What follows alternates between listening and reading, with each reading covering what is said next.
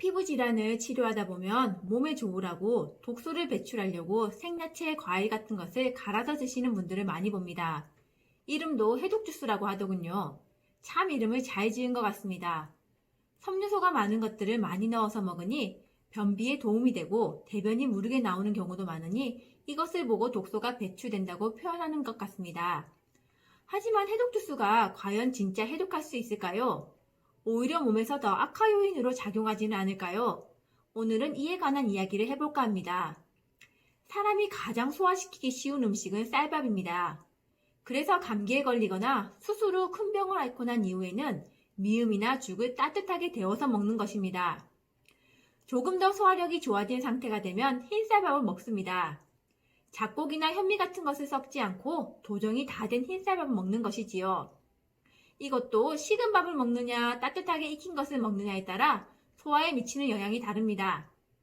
동양인이 가장 소화시키기 쉬운 그리고 먹었을 때 다른 알러지 반응이 나타나지 않을 음식이 쌀입니다. 나머지 음식들은 모든 몸에서 알레르기 반응이 나타날 수 있습니다. 이는 등에 이런 물질을 묻혀서 알레르기 반응이 나타나는지 검사하는 것과는 다릅니다. 피부에 접촉했을 때부터 알레르기 반응이 나타나는 경우도 있지만 그렇지는 않은데 먹는 경우에 알레르기 반응이 나타나는 경우도 있습니다. 이는 먹은 음식이 장까지 가서 장에 존재하는 수많은 세균들이 이것을 먹고 내뿜는 물질 때문인 것으로 추정하고 있습니다. 그렇다고 이런 음식이 항상 이상 반응을 초래하는 것은 아닙니다. 처음에는 알레르기 반응이 나타나지만 여러 차례 먹으면서 적응하게 되고 그러면 알레르기 반응이 없어지는 경우도 있습니다. 보통 새로운 여행지에 가서 물갈이 한다고 할 때 이런 반응을 관찰할 수 있습니다. 하지만 처음에도 알레르기 반응이 나타났지만 이후에도 몸이 적응하지 못하고 꾸준히 알레르기 반응이 나타나는 경우도 있습니다. 이럴 때에는 이런 반응을 초래하는 것이 몸에 들어오지 않도록 차단을 해야 합니다. 그것이 음식일 수도 있고 호흡에 의해서 들어오는 것일 수도 있습니다. 여기서는 해독 주스에 대해서 이야기하고 있으니 음식에 한정지어서 이야기를 해보도록 하겠습니다. 몸에서 알레르기 반응이 나타나면 가장 대표적으로 나타날 수 있는 반응이 피부 염증이나 두드러기입니다. 두드러기는 알레르기 반응인지 누구나 알기 때문에 음식을 조심하려고 하는데 피부염은 음식 때문에 발생할 수 있다고 하면 쉽게 납득하지 못하는 분들이 많은 것 같습니다.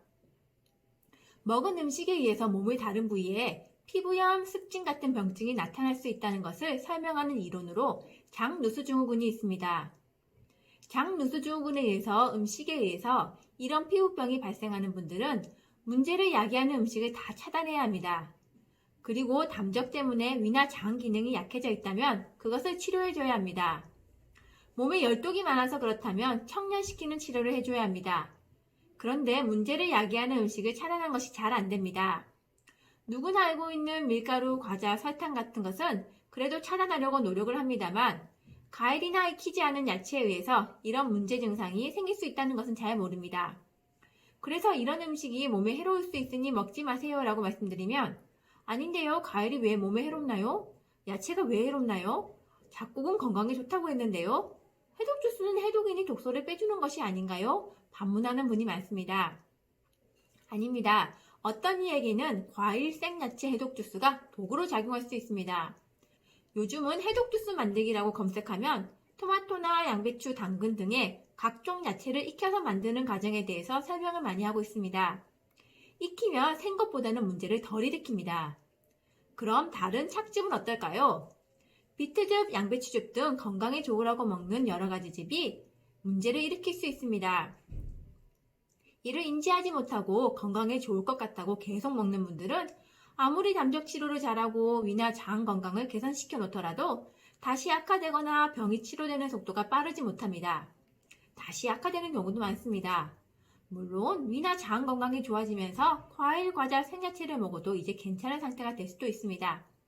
이런 분들과는 하하호 웃으면서 잘 진료할 수 있습니다. 하지만 그렇지 못한 분들은 분명 이 정도 담적이 좋아졌으면 관련된 피부병도 이 정도까지 좋아져야 하는데 그러지 못하다고 하는 분들이 계십니다. 이럴 때 다시 음식을 체크해보면 과일, 야채 주스, 해독 주스 같은 것들이 체크되는 경우가 많습니다. 그래서 요즘은 피부병을 치료할 때 처음부터 담적을 치료하는 한약을 처방하지 말고 시기에 대해서 먼저 체크해서 교정한 이후에 담적 치료를 하는 약을 처방할까도 고민 중입니다. 피부병 치료에 대해서는 다음에 한 번 더 관련 영상을 찍도록 하겠습니다. 우선 오늘 영상의 결론, 해독 주스가 뭐든지 해독하는 것은 아닙니다. 오히려 몸에 독소로 작용할 수 있으니 마음대로 복용하지 마시고 꼭 진단을 받으세요.